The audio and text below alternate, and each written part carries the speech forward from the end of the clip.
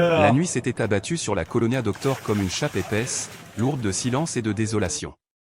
L'air glacé mordait la peau, et seule la rumeur lointaine d'un moteur brisant l'avenue déchirait cette immobilité oppressante. Les lampadaires diffusaient une lumière orangeâtre qui se faufilait à travers une brume sale, dessinant sur l'asphalte fissuré de longues ombres semblables à des cicatrices. Là, immobile, au milieu de cette rue abandonnée, se tenait Luis Robles.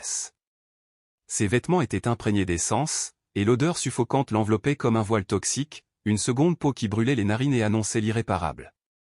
Ses mains tremblaient, non pas à cause du froid, mais sous l'emprise d'une rage ancienne, si ancienne qu'il n'en retrouvait plus l'origine. Dans sa paume moite, un briquet métallique captait par instants les reflets ternes de la lumière, comme une petite flamme prête à naître. Ses yeux rougis, gonflés de larmes retenues et de rancunes accumulées, fixaient le vide avec une intensité qui glaçait le sang. D'une voix rauque, étranglée par le désespoir, il cria soudain « Ça suffit !» Son hurlement résonna contre les façades humides et décrépites des immeubles environnants. Personne ne répondit, mais derrière quelques rideaux fermés, des silhouettes hésitantes s'étaient figées, spectatrices muettes d'un drame sur le point d'éclater. Louis ferma les yeux un instant. Il savait qu'il n'y aurait pas de retour possible. Plus rien ne l'attachait, plus rien à perdre. Le froid mordant de l'aube se mêlait à une chaleur brûlante qui montait de ses entrailles, la chaleur funeste qui précède les gestes irréversibles. Sa respiration se faisait haletante, son cœur cognait dans sa poitrine comme un animal prisonnier, cherchant à s'échapper. Et puis, au milieu de ce silence suspendu, il entendit des pas lents, assurés, presque solennels. Ce n'était pas la hâte inquiète d'un fuyard, ni l'indifférence d'un passant. Ces pas avaient un rythme ancien, comme s'ils portaient une mémoire. Louis entr'ouvrit les yeux et aperçut un homme qui approchait depuis l'angle de la rue. Rien, à première vue, ne le distinguait. Un pantalon de jean usé, une chemise simple, une veste de laine. Ses cheveux noirs légèrement ondulés encadraient un visage marqué par une barbe courte, qui lui donnait un air banal. Mais il y avait ce détail inexplicable, ses yeux.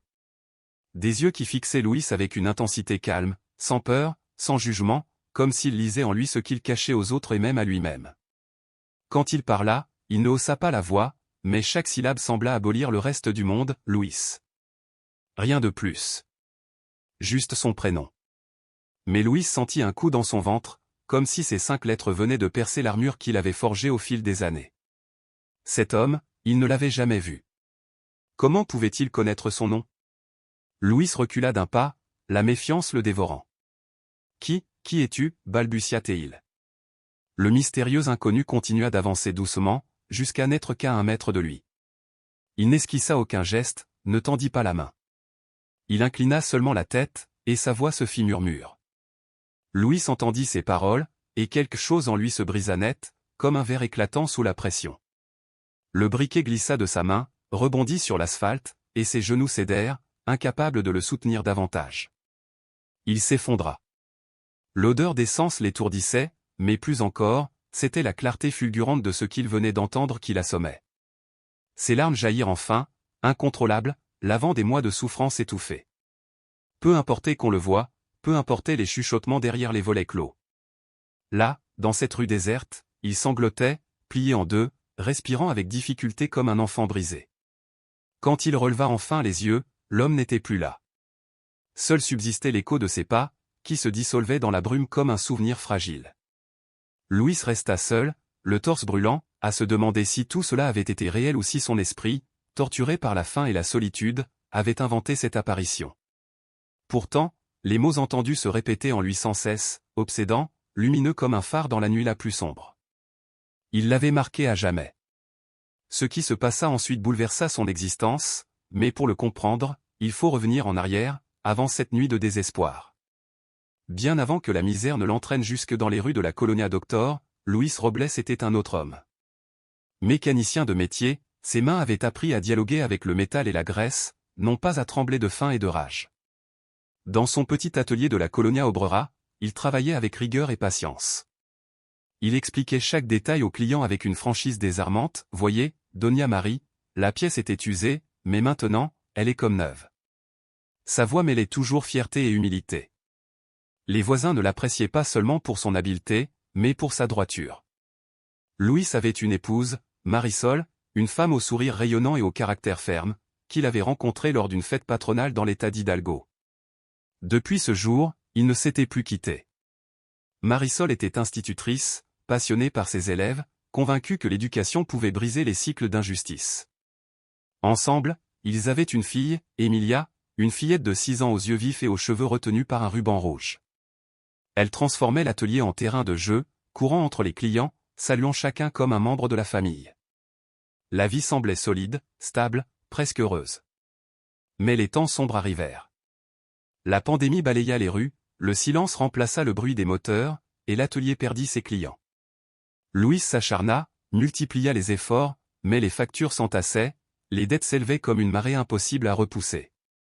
Le propriétaire, lassé d'attendre, lui demanda de libérer le local. Comme si cela ne suffisait pas, Marisol commença à tomber malade. D'abord une toux persistante, puis une fièvre qui ne cédait pas, enfin cette respiration haletante qui alarma toute la famille. Ils l'amenèrent à l'hôpital, mais les urgences débordaient. Les heures passèrent, interminables, sans qu'aucun médecin ne puisse réellement s'occuper d'elle. « Je vous en prie, c'est ma femme, aidez-la » implora Louise d'une voix brisée. Le médecin hocha la tête, « Nous allons essayer. » Mais dans son ton, Louise entendit déjà l'abandon. Marisol mourut cette nuit-là. Et avec elle, s'écroula le monde de Louise. Ce vide-là dépassait toutes les dettes, toutes les humiliations. Désemparée, incapable de regarder en face ce gouffre, Louise commença à boire. D'abord un verre pour dormir, puis plusieurs pour oublier, et bientôt, chaque jour n'était qu'une fuite dans l'alcool. Sa fille Emilia, effrayée par les cris et les silences, trouva refuge dans les bras de sa grand-mère maternelle. Quand celle-ci tomba malade à son tour, la petite fut confiée aux services sociaux. Louise tenta de la suivre, de revendiquer ses droits, mais à chaque bureau, on lui répétait la même phrase, « Monsieur Robles, il vous faut un revenu stable et une adresse fixe. » Il ressortait de là le cœur serré, promettant de changer, mais l'écrasante réalité l'étouffait à chaque pas. Peu à peu, il s'enfonça dans les marges de la ville, dormant sous des toits improvisés, survivant grâce à la charité de quelques anciens clients.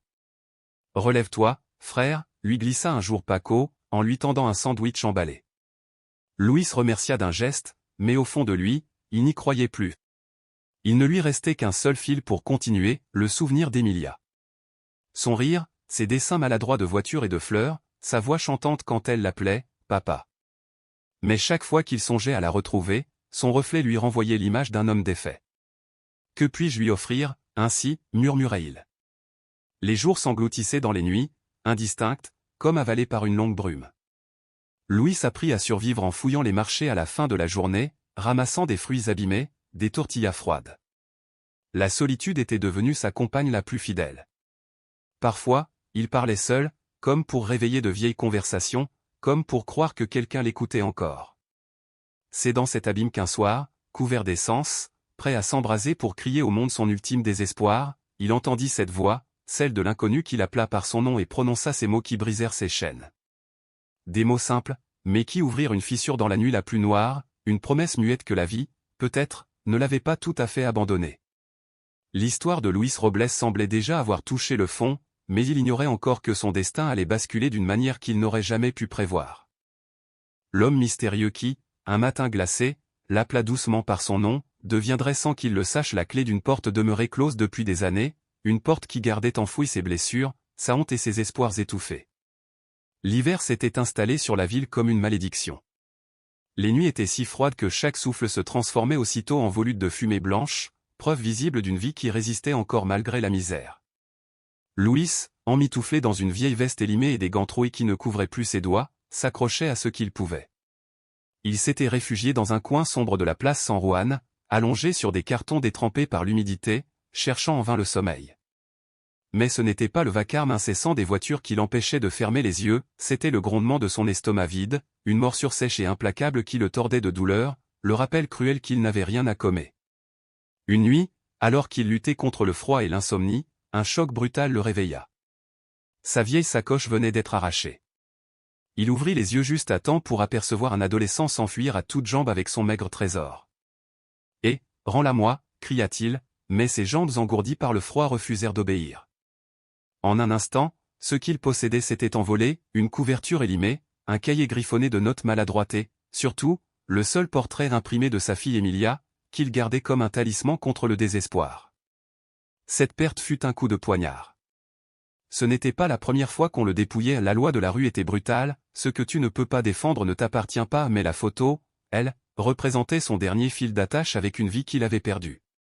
Pendant des jours, il chercha partout, fouillant les marchés de bric-à-brac, retournant les sacs poubelles, mais sans succès. La faim, impitoyable, le poussait à plonger ses mains dans les restes du marché de San Juan, parmi des fruits pourris, du pain durci et des légumes abîmés. Parfois, un vendeur compatissant lui glissait une poche de restes, en murmurant « Tiens, frère, mais ne dis pas que ça vient de moi. » En quelques mois à peine, son apparence changea du tout au tout. Ses cheveux, autrefois courts et soignés, poussèrent en mèches emmêlées. Sa barbe s'épaissit de façon inégale. Ses mains se fendirent jusqu'au sang, la peau craquelée par le froid et la crasse. Sa démarche se courba, non pas sous le poids des ans, mais sous celui de la honte et de l'échec accumulé. Un jour, rassemblant son courage, Louise s'approcha d'une assistante sociale. Sa voix tremblait lorsqu'il demanda des nouvelles de sa fille. La femme lui répondit avec douceur, mais ses mots frappèrent comme un marteau, « Monsieur Robles, votre fille va bien. Mais le processus d'adoption temporaire suit son cours. Vous ne pourrez pas l'avoir tant que vous n'aurez pas un travail stable et un logement digne. » Louise sentit son cœur exploser. « Mais c'est ma fille, protesta-t-il. » Elle baissa les yeux et, d'une voix compatissante, ajouta « Je comprends votre douleur, mais c'est la loi. » Quelques semaines plus tard, ce fut le coup de grâce. Près d'un conteneur, il trouva un papier froissé.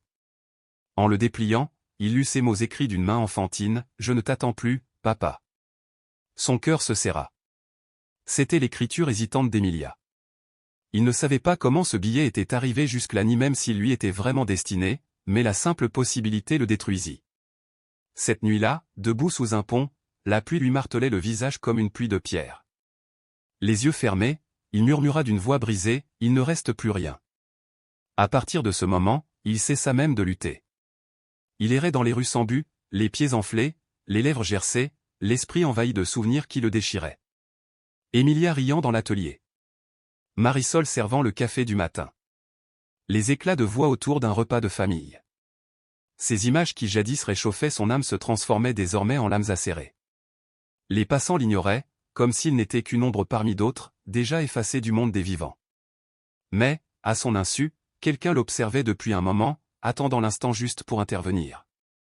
Un après-midi, le soleil oblique versait une lumière dorée sur les toits rouillés du marché de Sonora. L'air était saturé de parfums entêtants, encens brûlant, herbes séchées, nourriture de rue grésillante. Louis s'avançait lentement, traînant les pieds, les yeux perdus dans le vide. 3 jours déjà sans repas chaud. Son ventre grondait comme une bête affamée. Devant un stand de tamal, il s'arrêta, enivré par la vapeur qui s'échappait des marmites. Le vendeur le dévisagea avec méfiance, puis détourna son regard pour servir d'autres clients.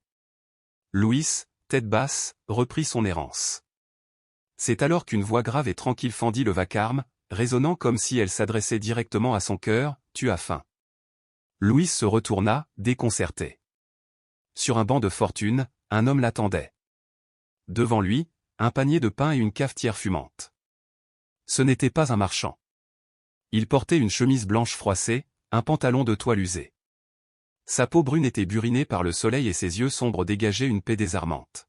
« Assieds-toi, dit-il en désignant un tabouret libre. Louis hésita. Dans la rue, rien n'était gratuit. « Je n'ai pas d'argent, lança-t-il sèchement. L'homme esquissa un sourire doux, « Je ne t'en ai pas demandé. » Vaincu par la curiosité, Louis s'assit. L'homme versa du café dans un gobelet de plastique et lui tendit un morceau de pain garni de haricots. Louis mordit. Le goût simple et chaud faillit l'étouffer d'émotion. Il mâcha lentement, craignant que ce moment fragile ne disparaisse trop vite. « Comment t'appelles-tu » demanda l'étranger.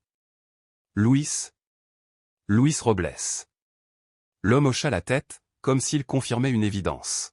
« Moi, je m'appelle Jésus. » Il n'y eut pas de poignée de main. Juste un silence profond où Louis eut l'impression que cet homme voyait au-delà de ses vêtements crasseux et de son visage défait, jusqu'à la plaie béante qui rongeait son cœur. « Tu n'as pas à rester ici, au fond, » dit Jésus d'un ton simple, presque évident. Louis éclata d'un rire amer. « Allez dire ça à la vie. » Jésus ne répondit pas. Il but une gorgée de café, comme si le temps n'avait aucune prise sur lui, puis désigna d'un geste le marché grouillant, « Regarde autour de toi, Louis. Chacun porte un fardeau, la peur, les dettes, la perte. La seule différence, c'est ce qu'on en fait. » Louis fronça les sourcils. « Et moi, qu'est-ce que je peux faire? Je n'ai même pas un peso. »« Tu as bien plus que tu ne le crois, » répondit Jésus d'une voix ferme qui força Louis à détourner les yeux. Ils parlèrent ainsi plus d'une heure. De tout et de rien. Jésus n'évoqua ni son passé ni ses erreurs. Il ne fit aucun sermon. Il partagea simplement du pain, du café, et des paroles simples qui, pourtant, résonnaient étrangement dans l'esprit de Louis. Quand le café fut terminé, Jésus se leva. « Prends soin de toi, Louis. Nous nous reverrons. » Louis voulut lui demander comment il pouvait en être si sûr, mais en levant la tête pour le suivre du regard, il réalisa que l'homme avait déjà disparu dans le dédale des étals. Il resta là, le goût du café sur les lèvres, mais surtout avec une sensation oubliée depuis longtemps, celle d'avoir été vu. Vu comme un homme, et non comme une ombre parmi les autres. Ce qu'il ignorait, c'était que cette rencontre n'était qu'un prélude. Bientôt, les mots de Jésus reviendraient à lui, dans le moment le plus sombre de son existence, comme une lueur imprévue au cœur des ténèbres. La nuit tomba sur la Colonia Doctor comme une couverture lourde et humide. Les rues se vidèrent, laissant place au silence oppressant, troublé seulement par le grondement lointain d'un moteur et l'écho d'un chien qui aboyait dans l'obscurité. Louis, pourtant, n'était plus exactement le même qu'avant cette rencontre. Une fissure s'était ouverte dans son désespoir. Il ne le savait pas encore, mais une main invisible avait déjà commencé à écrire la suite de son histoire, et cette histoire serait bien différente de ce qu'il croyait. Louis marchait sans but précis, ses pas résonnant sur l'asphalte craquelaient comme un écho de son cœur lourd. Depuis des heures, il ressassait une décision silencieuse, une idée sombre qui brûlait en lui comme une braise qu'aucun vent ne parvenait à éteindre. Dans son sac à dos, il transportait une bouteille de plastique à moitié remplie d'essence, et l'odeur âcre et entêtante s'entremêlait à l'air glacé de la nuit. Chaque pas l'enfonçait un peu plus dans une rue étroite, mal éclairée, où les murs couverts de graffitis délavés semblaient témoigner des cicatrices d'une vie oubliée. Là, au milieu de cette obscurité, il s'arrêta. Le liquide froid et visqueux se répandit sur ses vêtements et sa peau, intensifiant l'odeur suffocante qui lui irritait la gorge. Dans sa main droite, il tenait un briquet métallique, le même qu'il avait utilisé autrefois dans l'atelier, quand ses journées étaient encore rythmées par un travail honnête et des gestes précis. Il le fit tourner entre ses doigts, retrouvant le poids familier d'un objet désormais prêt à sceller sa condamnation. « C'est fini » murmura-t-il, comme si prononcer ces mots suffisait à clore toute possibilité de retour. Il était sur le point d'allumer la flamme quand une voix, calme mais ferme, s'éleva derrière lui. Surpris, Louis se retourna d'un mouvement brusque. À quelques mètres de là se tenait Jésus. Il portait les mêmes vêtements que le jour de leur rencontre au marché de Sonora, mais une aura nouvelle l'enveloppait. Ce n'était plus seulement un homme qui lui faisait face, mais une présence qu'aucune résistance ne pouvait écarter. « Que fais-tu ici » demanda Louis, la voix tremblante, plus de peur que de froid. Jésus s'avança lentement, sans jamais détacher ses yeux des siens. « Je suis venu parce que tu m'as appelé. » Louis fronça les sourcils. Il n'avait pas souvenir d'avoir prononcé son nom, et pourtant, au fond de ses nuits les plus sombres, il savait avoir désiré, presque supplié, que quelqu'un vienne le retrouver. Jésus s'approcha encore, si près que Louis sentit la force de ses paroles comme des coups de marteau dans sa poitrine. « Tu n'es pas né pour brûler ainsi, Louis. Tu es né pour allumer la flamme des autres. » À ces mots, ses jambes cédèrent. Le briquet échappa à sa main et chuta sur le bitume dans un bruit sec. Les larmes, retenues depuis trop longtemps, jaillirent soudain, inondant son visage. « Je n'en peux plus » balbutia-t-il en enfouissant sa tête entre ses mains. Mais Jésus posa une main ferme sur son épaule. « Bien sûr que tu peux.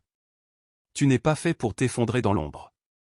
Ce que tu as perdu ne définit pas ce que tu peux encore relever. » Louis releva les yeux, croisant un regard si intense qu'il lui semblait insoutenable, et pourtant étrangement apaisant. Dans ses pupilles brillait une lumière qui n'appartenait pas à ce monde.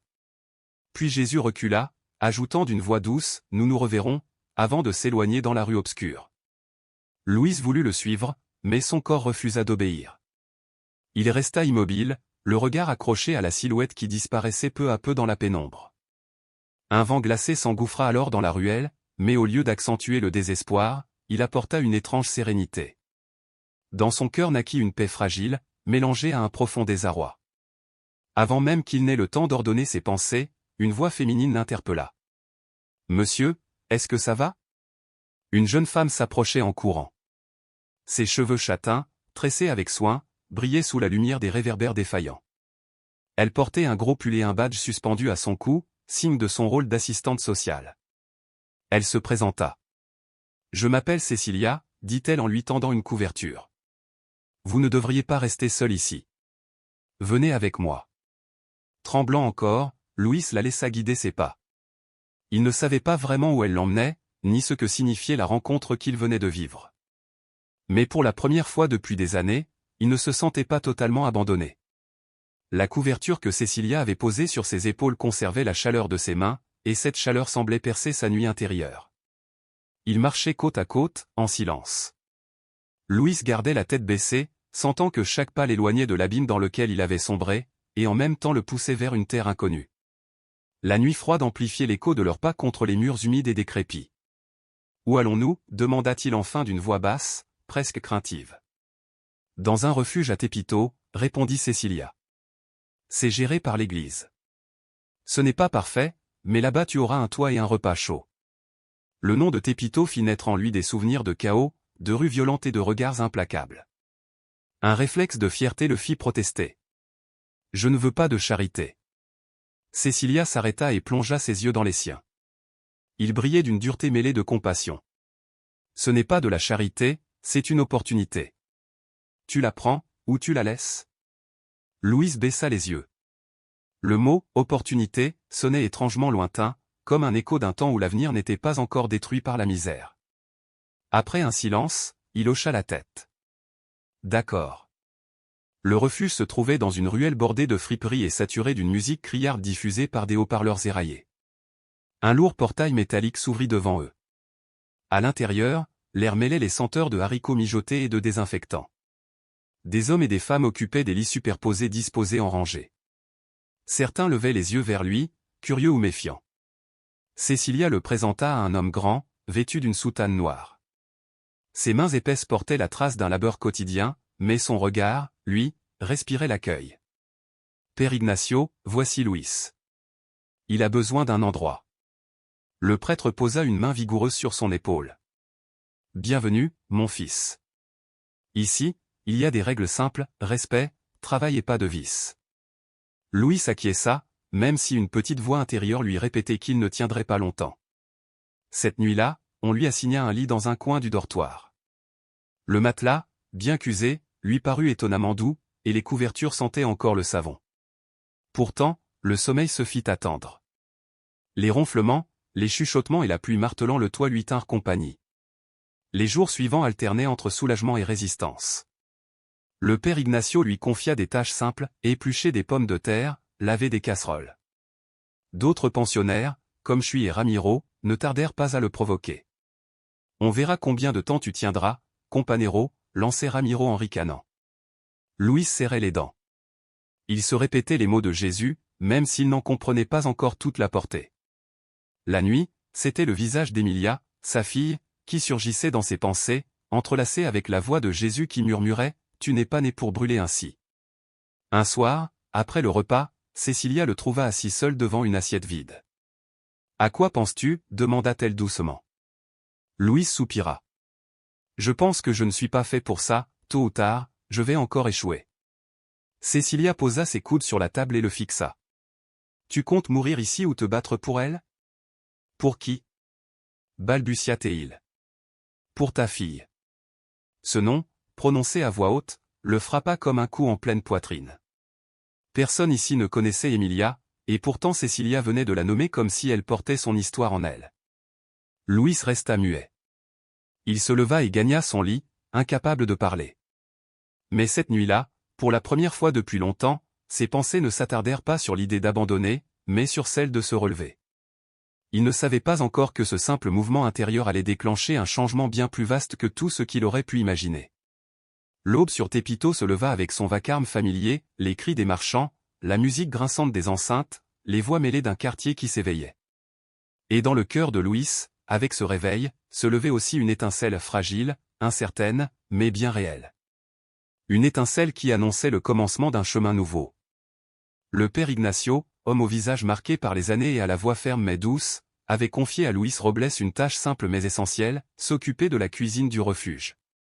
Dès l'aube, l'air se remplissait des effluves réconfortants de café fraîchement préparé et de pain grillé qui craquaient doucement sous la chaleur du four. Luis, les mains rougies et fendillées par le froid, plongeait ses doigts dans l'eau tiède du grand évier pour récurer les casseroles noircies. La graisse se décollait lentement, glissant entre ses paumes calleuses, comme si chaque geste nettoyait aussi une parcelle de son passé. À ses côtés, un homme surnommé El Chuy, taciturne, découpait des tomates avec un vieux couteau ébréché. Sans lever les yeux, il lança, alors, Robles, on raconte que tu étais mécanicien. Eh bien, ici, le seul moteur que tu auras à réparer, c'est celui de cette vieille cuisinière. Louis esquissa un sourire discret, refusant d'entrer dans le jeu de la provocation. Il avait appris que répondre trop vite pouvait déclencher une bagarre, et il ne voulait pas risquer de perdre sa place dans ce fragile havre. Après chaque journée de travail, il montait sur le toit du refuge où une petite parcelle de terre servait de potager communautaire. Là, le parfum de la terre humide, le contact des feuilles fraîches et la vue des légumes en croissance lui rappelaient que la vie pouvait encore germer, même dans les cœurs les plus brisés. Le soir venu, le père Ignacio animait des rencontres spirituelles. Ce n'étaient pas des sermons figés, mais des conversations ouvertes, des cercles de confiance où chacun pouvait déposer son histoire. Louis écoutait plus qu'il ne parlait. Il y avait cet homme détruit par l'alcool qui avait perdu sa famille, cette femme fuyant la violence conjugale, ce jeune qui luttait pour s'arracher aux griffes de la drogue. Dans ce cercle, nul regard accusateur, nul jugement, seulement la solidarité d'âmes cabossées qui se reconnaissaient les unes dans les autres. Un soir, alors qu'il triait des haricots dans un grand récipient, une phrase résonna en lui, claire comme une voix intérieure, « Tu n'es pas né pour brûler ainsi, mais pour allumer la flamme chez les autres. » Le souvenir le secoua de l'intérieur. Comment aurait-il pu allumer les autres alors qu'il peinait à se tenir debout lui-même? Pourtant, semaine après semaine, il commençait à reprendre des forces. Son visage se dégageait peu à peu des traits creusés de la fatigue, ses yeux retrouvaient une fermeté qu'il avait cru perdue. Mais les tentations, elles, ne s'éteignaient jamais totalement. Un samedi, en sortant acheter du pain pour le refuge, il passa devant une petite boutique d'alcool. L'odeur des bouteilles entr'ouvertes, familière et enivrante, sembla l'appeler. Louis s'arrêta, fixant longuement les bouteilles alignées derrière la vitrine. Un seul verre ne me ferait pas de mal, murmura-t-il, sentant sa gorge picoter à ce simple désir. Une voix, venue de la rue, l'interpella brusquement, « Alors ? Tu entres ou tu restes planté là comme un imbécile ?» C'était Rafa, une vieille connaissance des jours d'errance. Son sourire rusé et ses yeux fatigués par les nuits de débauche n'avaient pas changé. Louis tenta de s'éloigner, « Je suis venu pour du pain. » Rafa éclata de rire. « Du pain ? Ici, c'est le business. J'ai quelque chose pour toi. » Argent rapide, comme au bon vieux temps. Louis accéléra le pas, mais l'offre s'accrocha à son esprit comme une ombre persistante. Toute la soirée, l'idée le hanta, il pourrait acheter des vêtements neufs, peut-être même commencer les démarches pour retrouver Emilia, sa fille. Mais il savait aussi qu'un seul faux pas pouvait l'entraîner à nouveau dans l'abîme dont il s'efforçait de sortir. Cette nuit-là, allongé dans son lit superposé, il se tourna et se retourna, incapable de chasser l'idée. Au cercle du lendemain, Cecilia, une des résidentes qui veillait souvent sur lui, perçut son agitation. Quand tout le monde partit, elle lui demanda, « Qu'est-ce qui ne va pas ?» Louis hésita avant d'avouer, « J'ai eu une tentation. Un ami m'a proposé du travail, mais rien de propre. » Cecilia soutint son regard avec gravité, « Souviens-toi, ce qui ressemble à un raccourci n'est souvent qu'une impasse. » Louis hocha la tête, mais il savait que le vrai combat serait d'apprendre à choisir, encore et encore, le chemin ardu. Cette nuit-là, il entendit à nouveau la voix intérieure, « Ce que tu décides aujourd'hui allumera ou éteindra quelque chose en toi. » Pour la première fois depuis des années, il voulut allumer. Au petit matin, avant même que la cloche du déjeuner ne sonne, Louis se leva. Le père Ignacio l'avait autorisé à sortir pour « affaires personnelles », bien qu'il n'ait aucun plan précis. Il marcha jusqu'à son ancien quartier, celui où se trouvait autrefois son atelier mécanique. Les rues lui semblèrent rétrécies, comme si le temps avait contracté l'espace. Devant une petite épicerie, il croisa Donia Marie, une ancienne cliente fidèle. Elle l'aperçut, esquissa un léger salut, mais détourna aussitôt les yeux, comme par peur de trop le reconnaître. « Buenos dias, Doña Marie », dit-il d'une voix ferme. Elle répondit poliment, « Buenos dias, Luis. Prends soin de toi. » Cette brièveté laissa un goût amer dans sa bouche. Il continua jusqu'à son ancien local. La porte, repeinte d'un bleu éclatant, portait un nouveau panneau, « Talemecánico El Gordo ». Derrière la vitre, un homme robuste travaillait sur un moteur. L'endroit était impeccable, rempli d'outils flambant neufs. Louis sentit une douleur sourde au creux de sa poitrine. Il ne pouvait en vouloir à l'acheteur, c'était lui qui avait laissé filer son rêve. Mais voir son atelier revivre sans lui, c'était comme assister à son propre enterrement. Il fit volte-face, et tomba nez à nez avec un visage familier, dont Carmelo, un client de longue date, son éternel chapeau de paille vissé sur la tête, un sac de pièces automobiles à la main. « Te voilà, muchacho » s'exclama Carmelo. « J'ai entendu des rumeurs. Je pensais que tu ne te relèverais jamais de ta chute. Mais on dirait qu'il reste une étincelle en toi. » Louis rit timidement, « Disons que j'essaie de la rallumer. » Carmelo lui posa la main sur l'épaule, « Ça tombe bien. J'ai besoin d'un coup de main dans mon atelier. Ce n'est pas grand-chose, mais c'est du travail honnête. Tu es partant ?» Louis sentit son souffle se bloquer dans sa gorge, puis un élan de vie l'envahir. Bien sûr que oui. Ils convinrent de commencer dès le lendemain. Ragaillardi par cette nouvelle, Louis marcha jusqu'à un bureau du DIF pour demander des nouvelles de sa fille. La file d'attente s'étirait dans le couloir saturé d'odeurs de café bon marché. Quand son tour arriva, une fonctionnaire aux lunettes épaisses consulta son dossier, « Senor Robles, votre fille est toujours dans le système. Elle va bien. Mais pour entamer une réunification, vous devez fournir un emploi stable et un domicile fixe. » Louis répondit aussitôt, avec une fierté nouvelle, « J'ai déjà un travail. Et bientôt j'aurai un toit. » L'employé acquiesça, « C'est un bon début, mais le processus est long. Il faudra démontrer votre stabilité plusieurs mois durant. » Louis sortit du bureau partagé entre l'espoir et l'angoisse. Emilia n'était plus un mirage, mais la bataille ne faisait que commencer. Lorsqu'il rentra au refuge, Cécilia l'attendait sur le seuil. « Tu as l'air différent », dit-elle avec un sourire en coin. « J'ai trouvé du travail », annonça-t-il. Elle sourit franchement, « Alors c'est l'heure de voir si tu es vraiment prêt pour ce qui t'attend. » Louis ne savait pas si elle parlait des épreuves administratives, des tentations qui rôdaient encore ou de ses luttes intérieures. Probablement des trois à la fois. Mais une chose était certaine, pour la première fois depuis longtemps, il ne marchait plus en arrière. Le lendemain, avant même que le soleil ne perce entre les immeubles, Louis franchit la porte du petit atelier de Don Carmelo. L'odeur de l'huile et du métal éveilla en lui une mémoire physique, ses mains, ses réflexes, son savoir-faire n'avait jamais vraiment disparu. Le bruit régulier des outils, les moteurs ouverts comme des cœurs mécaniques, tout cela lui rappelait qui il était au fond.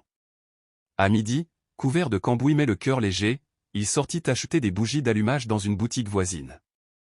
En passant devant un stand de tacos, une voix familière l'interpella.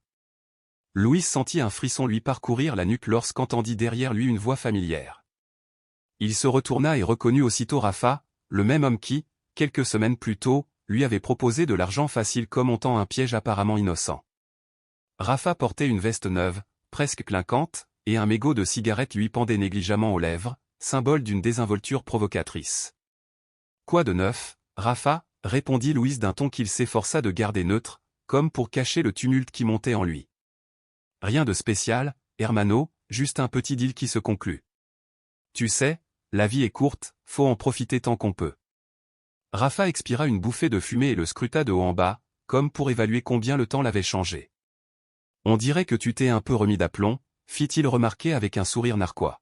« Mais à gratter dans des ateliers, tu ne sortiras jamais de la misère. » Louis soupira, mais sans se départir de sa tranquillité.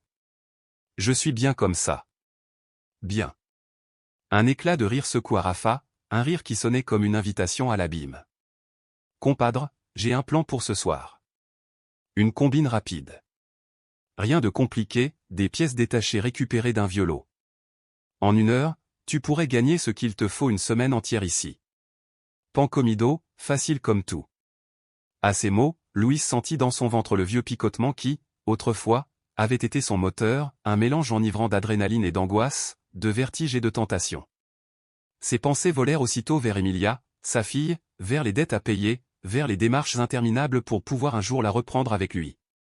Une part de lui brûlait d'envie de dire « oui » sur le champ. Comme s'il avait deviné ses hésitations, Rafa ajouta d'une voix doucereuse « Et puis, ce n'est pas comme si on volait les pauvres. Ces pièces, de toute manière, finiraient à la poubelle. Autant en tirer profit. » L'argument glissait dans l'esprit de Louis comme une excuse toute faite, habillée d'une logique fallacieuse mais séduisante. Il garda le silence un moment, puis répondit avec une froideur étudiée « Je verrai. Ce soir, à l'entrepôt habituel. Si tu viens, tu viens. Si tu ne viens pas, bonne chance avec tes frijoles. » Rafa lui adressa un clin d'œil complice et s'éloigna, sa silhouette se fondant dans la rue. De retour au garage, dont Carmelo remarqua son air absent. « Tout va bien, muchacho ?» demanda-t-il en plissant les yeux. Louis hocha la tête, mais en réalité, son esprit ne cessait de revenir à cette perspective d'argent rapide qui l'attirait comme un aimant. Cette nuit-là, dans le silence du refuge, le combat intérieur devint insoutenable. Il fit les 100 pas dans le couloir, tel un fauve enfermé. La voix de Rafa résonnait dans sa mémoire, mais au milieu de ce vacarme intérieur, il perçut un autre murmure, plus profond, comme venu d'une zone secrète de son être. « Ce que tu choisis aujourd'hui allumera ou éteindra quelque chose en toi. » Cécilia, qui l'observait avec inquiétude, finit par s'approcher. « Tu es en train de penser à quelque chose que tu ne devrais pas faire, n'est-ce pas ?» Louis la fixa, surpris. « Comment le sais-tu ? » « Parce que moi aussi j'ai déjà été tenté par ce genre de choix. Et je te dirai une chose, » poursuivit-elle en croisant les bras. « Le bon chemin n'est pas toujours celui qui t'apporte le plus, mais celui qui ne t'arrache pas ce que tu possèdes déjà. » Louis serra les dents. « Mais ce que j'ai aujourd'hui ne suffit pas pour récupérer ma fille. Ce que tu as aujourd'hui, c'est ta dignité.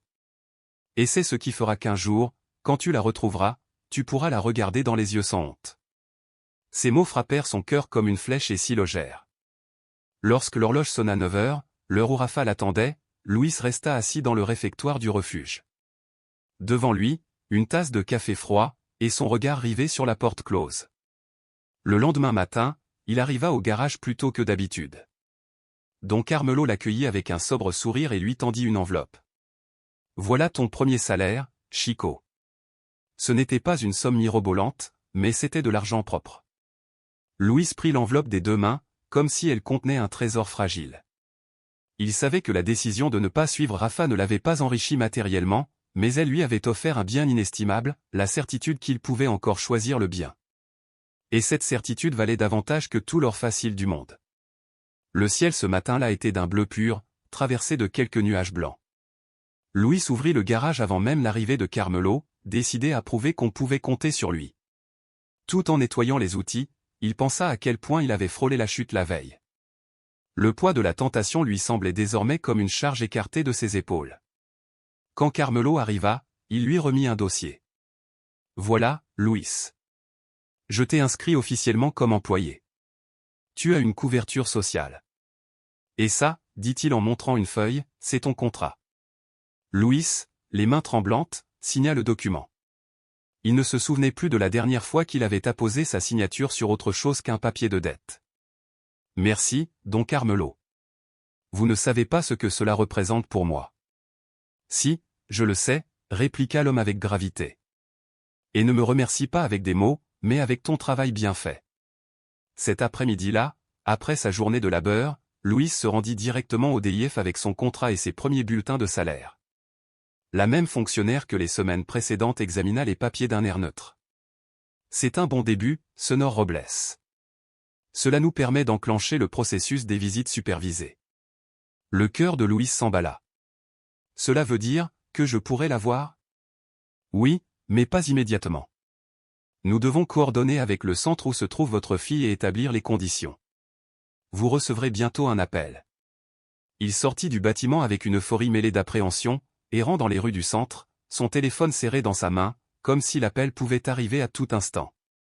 Quelques jours plus tard, au cours d'une rencontre communautaire du refuge, Cécilia lui parla d'un retrait spirituel dans la campagne d'Hidalgo. Ce n'est que pour un week-end, mais cela aide à éclaircir l'esprit et fortifier le cœur. Je crois que ça te ferait du bien. Louis hésita. Tu sais bien que je ne suis pas porté sur ces choses-là. Moi non plus, ni d'autres qui aujourd'hui ont trouvé une paix qu'ils ignoraient. Réfléchis sourit-elle. Il accepta, peut-être par curiosité, peut-être parce qu'il avait besoin de souffler. Le voyage en bus fut apaisant, les paysages se transformant peu à peu, le bitume et le vacarme urbain cédèrent la place aux montagnes verdoyantes et à l'air pur. Le lieu du retrait était une maison simple, ceinte d'arbres, adossée à un ruisseau dont le murmure semblait effacer les souvenirs pesants. Autour d'un feu de camp, chaque participant fut invité à partager ce qu'il souhaitait abandonner. Lorsque son tour arriva, Louise fixa les flammes et prononça d'une voix basse, « Je veux laisser derrière moi la peur de retomber. » Cette nuit-là, dans le dortoir partagé, il fit un rêve d'une intensité telle qu'il crut à une vision. Il se voyait debout dans un champ baigné de soleil, et au loin avançait Jésus. Louis, sans même s'en rendre compte, esquissa un sourire, « Encore toi ?» Le Christ s'arrêta devant lui et déclara, « Ce que tu as semé dans les larmes, tu le récolteras dans la joie. » Louise voulut demander ce que cela signifiait précisément, mais le bruit croissant du ruisseau le tira de son sommeil. Il s'assit, le cœur battant fort, mais avec une paix étrange dans la poitrine. De retour en ville, il se sentait animé d'une résolution nouvelle. Il ignorait quand il reverrait Emilia, mais il savait désormais que chaque journée de travail, chaque tentation repoussée, l'approchait de ce moment. Au refuge, Cécilia remarqua le changement dans son regard. « Tu as une autre tête. »« Peut-être que je vois un peu plus clair sur ce que je veux, » répondit-il, sans évoquer son rêve. Il comprenait que ces paroles entendues dans son sommeil étaient à la fois une promesse et une responsabilité. Quelques jours plus tard, alors qu'il réglait un carburateur au garage, son téléphone vibra dans sa poche. Il répondit et entendit la voix formelle de la fonctionnaire du DIF, « Sonor Robles, nous avons programmé la première visite supervisée avec votre fille pour ce vendredi à 10h. Veuillez arriver ponctuellement. » Louis resta muet un instant, comme si ces mots devaient traverser des couches d'incrédulité avant d'atteindre son cœur. « Oui, j'y serai. » « Merci. » Cette nuit-là, il dormit à peine. Son esprit oscillait entre l'image d'Emilia telle qu'il l'avait laissée, petite fille fragile, et une version plus grande, plus distante, peut-être marquée par le reproche. La peur le rongeait, et si elle refusait de le voir? Et si le temps avait effacé sa place dans son cœur? Le vendredi, il arriva 1 heure en avance au centre d'accueil, le souffle court, les mains moites, mais le cœur habité par une certitude nouvelle, il avait résisté, il avait persévéré, et bientôt, au-delà de la peur, il retrouverait ce regard pour lequel il s'était tant battu. Il s'assit sur un banc du patio, les mains moites et le cœur battant comme un tambour dans sa poitrine. L'air portait un mélange âpre de désinfectant et d'humus frais provenant des pots de fleurs. Chaque minute s'étirait comme une éternité jusqu'à ce qu'une porte s'ouvre enfin. Une travailleuse sociale apparut, tenant par la main une fillette aux longs cheveux sombres tressés avec soin. Emilia. En la voyant, Louise se redressa brusquement. « Bonjour », souffla-t-il d'une voix presque brisée. La petite le regarda avec une curiosité prudente, mêlée de retenue. « Bonjour, papa. » Ce mot, simple et fragile, l'anéantit. Il se pencha pour être à sa hauteur, sans oser l'enlacer. « Tu ne sais pas combien tu m'as manqué. »« Moi aussi, un peu », répondit-elle en baissant les yeux. Ils s'assirent à une table de plastique, sous l'œil attentif mais discret de l'éducatrice. Louise sortit alors de sa poche un petit porte-clés en forme de voiture rouge. « C'était à toi. Je l'ai retrouvé dans mes affaires. J'ai pensé que... » Emilia le saisit, le fit tourner entre ses doigts et esquissa un sourire timide.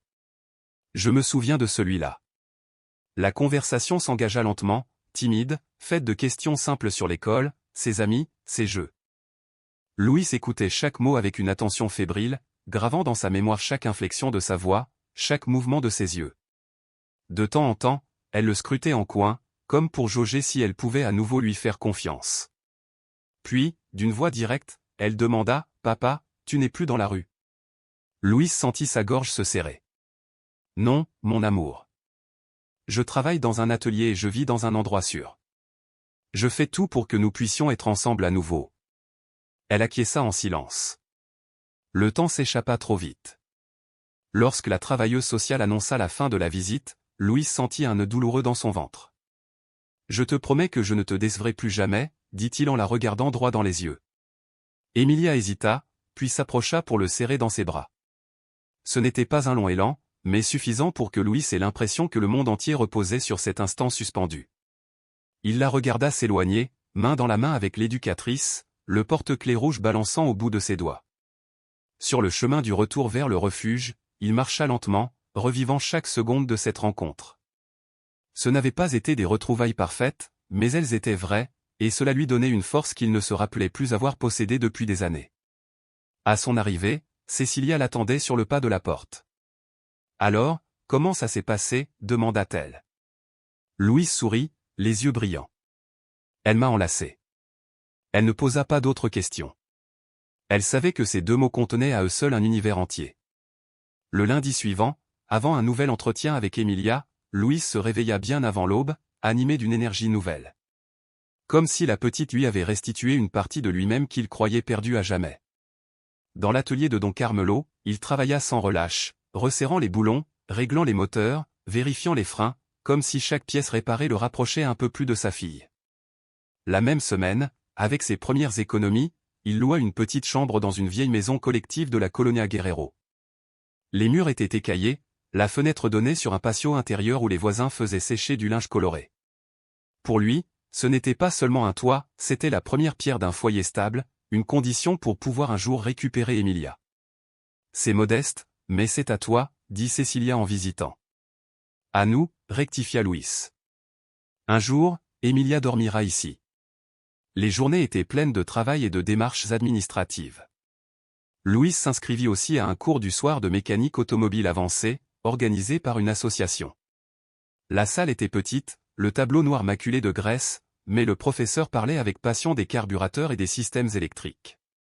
Louise prenait des notes avec application, rêvant du jour où il pourrait à nouveau diriger son propre atelier, mieux préparé, plus solide.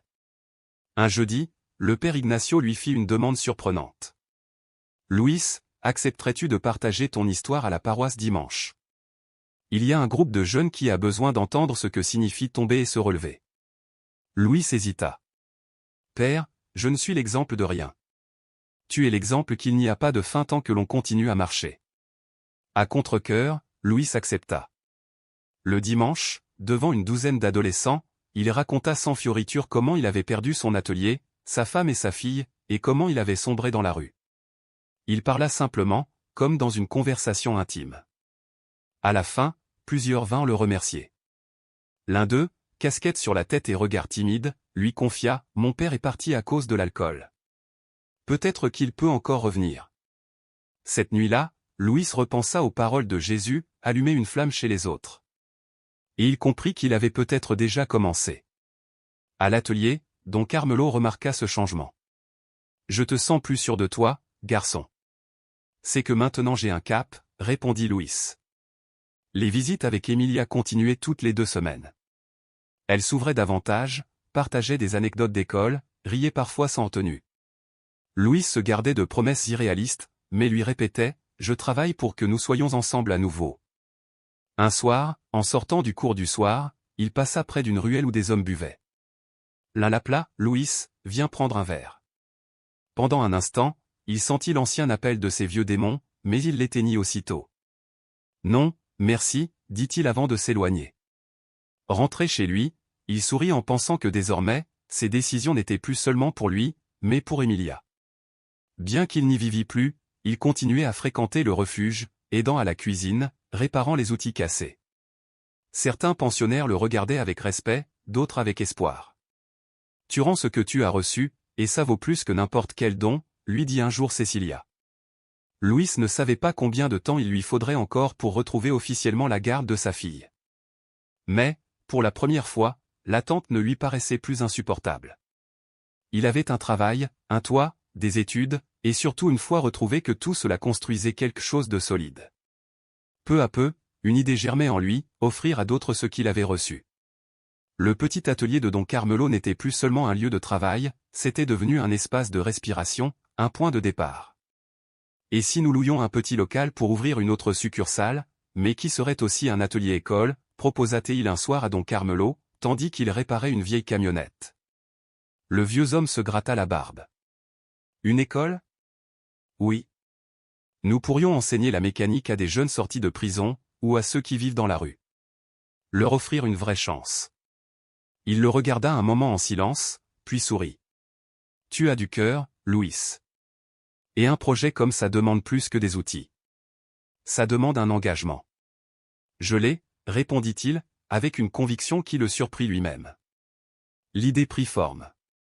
Cécilia, mise au courant, proposa son aide pour les démarches et pour solliciter des associations. Je connais des gens qui pourraient donner du matériel de base. Mais tu dois être prêt à affronter des histoires aussi dures que la tienne. Louis hocha la tête. Je ne cherche pas des histoires faciles. Je veux des fins différentes. Ils trouvèrent un petit local, perdu dans une rue secondaire, aux murs défraîchis et aux toits de tôle cabossés. Aux yeux de beaucoup, ce n'était qu'une ruine. Mais Louis le regardait autrement. Avec quelques bénévoles, il nettoya, repeignit, organisa des tables de travail. Le jour de l'inauguration, il n'y eut ni discours solennel, ni rubans officiels. Seulement une pancarte peinte à la main, un atelier pour renaître. Dans un quartier marqué par la dureté des jours, une enseigne simple affichée en lettres modestes, Tale Comunitario Nueva Marcha. C'était un espace qui, plus qu'un lieu de mécanique, représentait une nouvelle possibilité de vida. Le premier matin, ils furent 6 à franchir la porte, 4 jeunes encore égratignés par la rue et 2 hommes mûrs, au regard chargé d'une méfiance douloureuse, mais où brillait aussi une lueur fragile d'espérance. Louis les accueillit sans grand discours, mais avec la conviction de celui qui avait connu le gouffre et en était revenu. Il leur montra les bases, démonter une roue, reconnaître les pièces les plus simples, nettoyer un carburateur encrassé. Mais derrière chaque geste technique, ce qu'il voulait leur transmettre était bien plus grand, discipline, respect et dignité. Ici, personne n'est moins qu'un autre, répétait-il. Celui qui apprend doit, à son tour, enseigner à celui qui arrive après lui. C'était sa règle d'or, une loi qui inversait la hiérarchie des rues pour instaurer une fraternité nouvelle. Les jours au sein de ce modeste atelier communautaire étaient intenses. Certains apprentis disparaissaient au bout d'une semaine, happés par les tentations ou par les blessures encore ouvertes de leur passé. D'autres, au contraire, restaient, étonnés de découvrir qu'ils étaient capables de créer quelque chose d'utile avec leurs mains.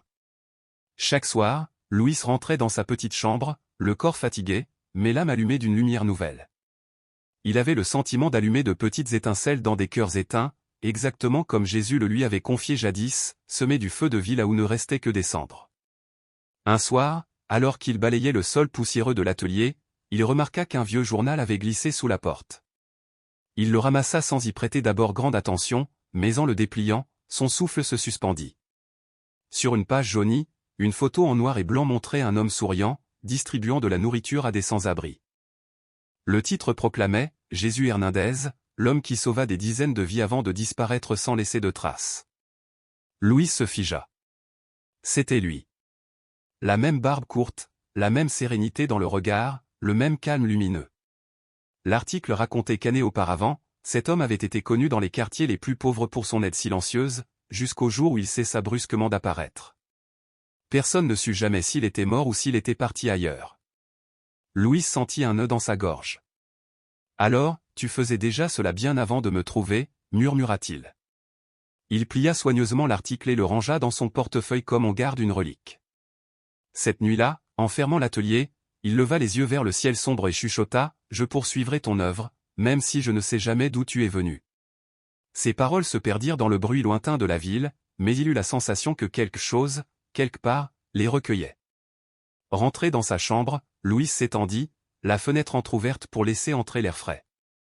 L'écho des klaxons s'éteignit peu à peu et il s'endormit.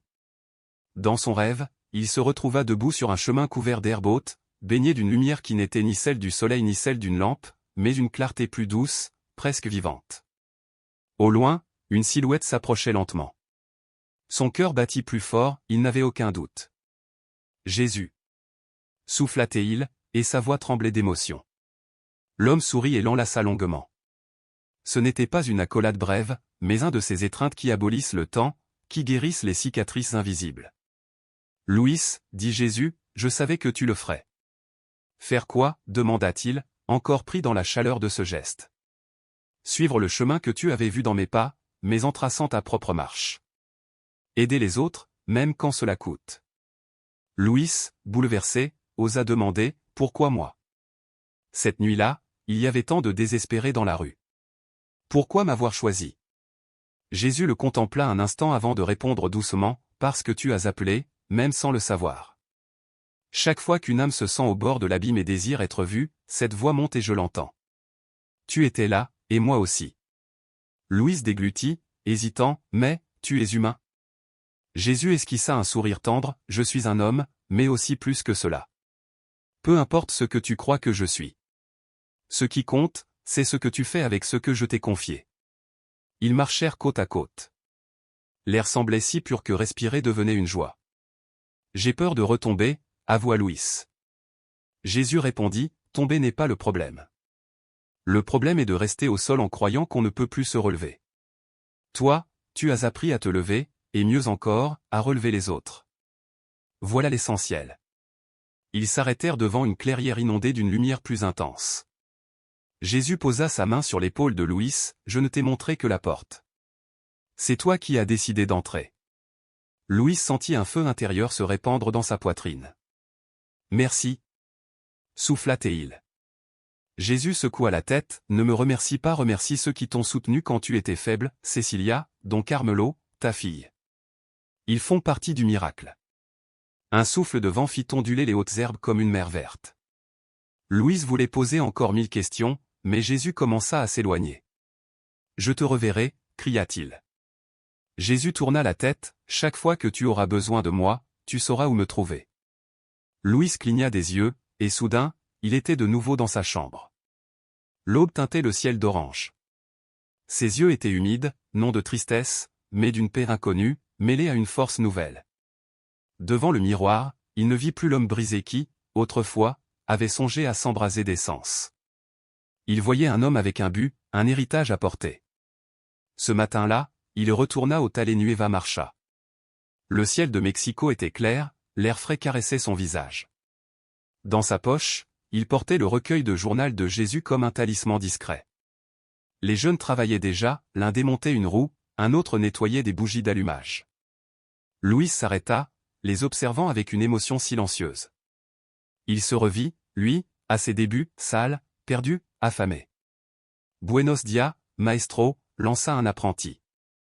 Louis sourit, Buenos dias, hijo. Aujourd'hui, nous allons apprendre quelque chose de nouveau. Toute la matinée, il corrigea, expliqua, écouta. Certaines histoires de ses élèves étaient dures, parfois insoutenables.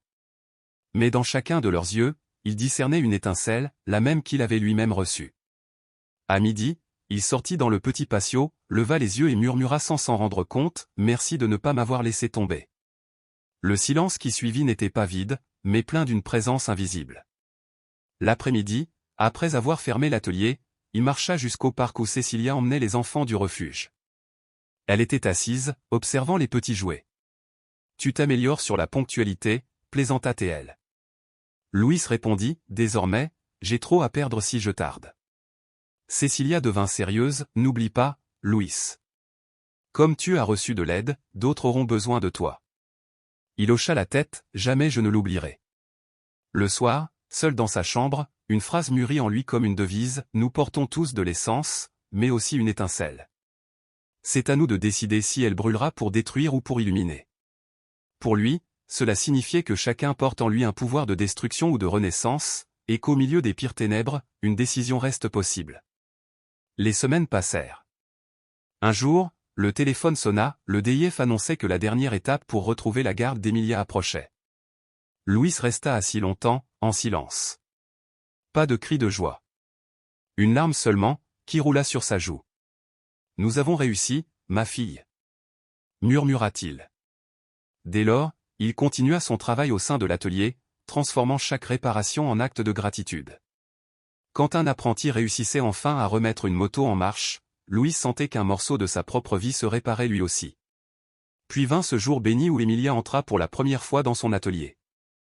Elle était timide, ses yeux curieux scrutaient chaque détail. Louis la présenta au jeune et lui montra comment changer une roue. Elle éclata de rire en se salissant les mains de graisse. C'était un moment simple, mais pour Louis, il signifiait que les morceaux dispersés de son existence commençaient à se rassembler. Avant de partir, Emilia lui dit, « Papa, j'aime cet endroit. Ici, on se sent bien. » Louis sourit, « C'est parce qu'ici, chacun aide l'autre à avancer, comme on répare les voitures. » En la regardant s'éloigner, il comprit que chaque chute, chaque nuit noire, chaque blessure l'avait conduit à ce moment. Il savait désormais qu'il lui restait encore bien des combats, mais qu'il ne les affronterait plus seul. Il avait un but, une communauté et, plus que tout, l'amour d'une fille retrouvée.